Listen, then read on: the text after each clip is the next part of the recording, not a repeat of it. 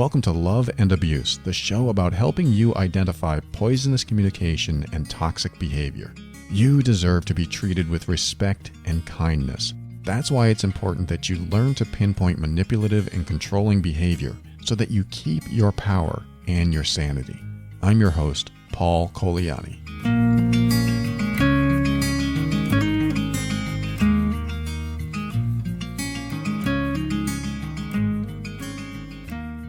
So my question to you today is there a person in your life, whether it be family, friend, coworker, partner, whoever is treating you badly in some way that not only makes you feel bad, but makes you feel bad about yourself? Because that's kind of where I go with emotional abuse and manipulation and any type of controlling behavior. When there's control to the level that they want you to feel bad about yourself, I call that abusive. Because what they're doing is taking away your self-worth. They are doing their best, at least, to take away your self-worth and your self-esteem and your self-confidence, trust in yourself, your power. Everything that I just described are components of your power. When you want to do something in the world, when you want to take action in the world, your power is your self-esteem, your confidence, even your ego. When you have a healthy, nurtured ego, not an overinflated, narcissistic ego, but a healthy, nurtured one where you feel pretty damn good about yourself and it's okay. When you have the self-worth, self-esteem, self-confidence, self-trust, when you have all these self-whatevers that are positive about you, you have your power. And someone who wants to control you, manipulate you, coerce you, emotionally abuse you, many of these share the characteristics of the other. When they want to do that to you, they want to take away your power. So I want you to be very aware when any of these things in yourself start diminishing. When they start diminishing, then you might be able to notice the pattern forming, or that has been formed over the months or years. When you see the pattern, you may not be able to see the signs. Like I had a previous episode that talked about the signs, but you may not always be able to see the signs. In fact, a lot of times, this is a very insidious process. It's insidious because most, and I'm going to say, quote, normal people, most people who don't want to control you, most people that actually want you to be happy and they're happy when you're happy, most people don't want to take away your power. They want to see you full of self-worth, self-esteem, confidence, and being secure in yourself and being able to tackle anything. They want to see that in you. That makes them happy. It makes them proud to see you accomplish something. And when someone is proud that you've accomplished something or succeeded at something, or they're just happy that you're happy, you know you have someone that's supportive. You know that you have someone that's loving and at least leaning more on the selfless side than the selfish side. You know, we run into people that are selfish. They want what they want and they don't care who they hurt to get what they want. They just do what it takes. But then there are those people, the ones I'm talking about now, that will say, of course I care about you. Of course I love you. Of course you're important to me. Of course I want this to work out. Yet their actions show differently. Their words say one thing, but their actions show another. This is probably one of the most important points that I've probably ever made when it comes to any type of unhealthy communication, and that is you have to look for congruence. Congruence is when their words match their intentions, match their behavior. I mean, there's more to it. There's body language and things like that. But when you find that there's incongruence, where their words don't match their behavior, or you discover that their intentions were different, then you have a gauge to go by. Then you have an inconsistency that you can look at and say, wait, this is incongruent. This doesn't match what they said. And often I'll find that people that are victim to unhealthy communication and all types of emotional abuse what I'll find is that they will ignore the incongruencies. They will ignore the inconsistencies. Well, I shouldn't say ignore, because they notice it at first. Like, hey, she said she was going to do it and she didn't do it. He said he was going to go to therapy and he didn't. Or he came up with an excuse. I want you to be careful about the excuse machine people, first of all. When they have excuse after excuse after excuse, they're not going to do it. And if they did, it's only to do it for you. It's not because they really want to do it. Could I be wrong? Is there a series of bad luck events that could happen to someone? Absolutely. But there's a feeling that you get like, oh, there's another excuse. You feel it. You can see the incongruencies. And this is what I want you to highlight in your brain and note so that you recognize the pattern and you don't go into A, denial, and B, ignorance. When you go into denial, you purposely put blinders on to what you've witnessed. Hey, they said they're going to do it and they didn't. And then after a while, you tend to say something to yourself like, well, that's just how they are. Sometimes they do that. Sometimes they lie. I don't like it, but sometimes it happens. Now you're developing higher toleration for abusive behavior. And this is another vital point, is that as you develop higher and higher toleration for abusive behavior, the abuse or unhealthy communication gets worse. Unhealthy communication in the way where someone is selfish and wanting their needs met or wanting to get what they want because that's what they want, and they just don't care about you. They just don't care how you feel about it.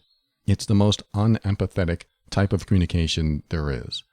It's like walking down the sidewalk and someone coming up to you saying, hey, do you have any change? And then you pushing them out of the side physically so they fall over. It's that I just don't care about you. I just don't care about your problems as long as I get what I want. And right now, you're in the way of what I want. And when you are dealing with somebody like that, you do have to question if they have empathy at all. Because empathy is the big one. When you are with someone that doesn't have empathy, or has very little, or can't access it, but they may have it, you need to be careful, because if you don't matter, then they're going to do things that just seem awful, that just seem wrong. And you're going to be questioning, why would they do this? What kind of person would do this? Why are they so selfish? I can't believe they don't even care that they hurt me. I can't believe they don't care. And we start to lose sight that we might be dealing with someone who doesn't have empathy. Perhaps they fake sympathy. Perhaps they fake empathy. But look for the congruencies. Are they congruent? If they say, I really care about you and I just want to see you happy, but then they do behavior that makes you unhappy and they don't seem to be bothered by that, you have to question these things. You have to bring them up, highlight them in your mind, and ask yourself, wait, is this how I want to be treated? Is this how I want to live my life with someone who doesn't even care if I'm happy? Or another way to look at it, who doesn't feel joy because I feel joy. I mean, think about that. You're so happy and you want to share your happiness. You want to share your positive experiences with someone, and they can't connect with you because it doesn't faze them that it's making you happy. Now, this is a little bit of a gray area. I'm not saying that you have to be happy because someone else is happy. If you've done this to like, oh, they're so happy and I just don't get it, that's not what I'm talking about. I'm talking about people that you really look to, that you really connect with, that maybe they're your friend, maybe they're your partner, your lover, or even family, that you really believe is supposed to be loving and supportive, and they just can't be happy that you're happy. They just can't meet you there. That's not always abusive behavior, but you look at it in the big picture. If it's one component of many things that are happening to you in your relationship, you look at that. And you look at the other things that we talk about on the show. You look at all the types of communication that they do, all the congruent and incongruent behavior, and you make note, you look at the compound effect of everything put together, and you figure out if this is a healthy relationship or not. Is this healthy communication or not? And what I'm focusing on right now is the level of congruency or incongruency that you're experiencing, so that doesn't go under your radar. I don't want you to filter these things out. I want you to be aware and be observant, be acutely observant of these little things that deteriorate relationships. Oh, he lied again. I don't know why he does that. It bothers me, but then you move on because you don't want to deal with it. Or you believe you don't have any options. Like, I have no options. I'll just have to deal with his lies or her lies. And as soon as you do that, you accept another layer of abusive or unhealthy behavior. You accept another layer, and the toleration for abusive and unhealthy behavior continues to rise every time you do that. I want you to think of this show as a reminder of maybe some of the characteristics that you may have missed, you may be denying, you may not see well because you've been in it for so long, or discovering it about people so that you don't easily dismiss it. As soon as you dismiss it, as soon as you dismiss any type of flag, an orange flag, a red flag, and you just move on because you want to only see the positive, you go into that denial phase where you only see the positive in someone, you slowly degrade yourself over time. Degrade is not the right word. Disintegrate. Those components I talked about earlier, those empowerment components, self-love, self-esteem, self-worth, self-care, self-compassion. There's a big one. Self-compassion. Self-compassion is when you stand outside yourself and you look at your life, that person over there, that is you. You look at that person's life and you notice what that person is going through, and you care about that person so much that you take them out of trouble. You take them out of unhealthy situations. Does that mean you physically walk them out? Does that mean you leave a relationship? Does that mean you leave a toxic job or whatever? It may, but I'm not necessarily saying that's what you do. I'm saying that if after you are self-caring and self-compassionate and you have a good conversation with yourself, that's what the conclusion is, then by all means, but at least acknowledge.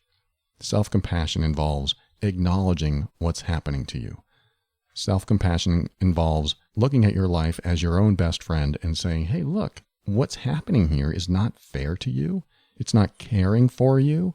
It's a very selfish thing, and that person doesn't seem to really care if you're happy or not. That person doesn't really factor in your happiness or upset. That person is just doing what they want to do. And as your best friend, I hate to see that happen to you. I don't want to see that happen to you. Because every day you go through it, you lose a little bit of yourself. You lose a bit of your power. I don't want you to lose your power. I want you to keep your power.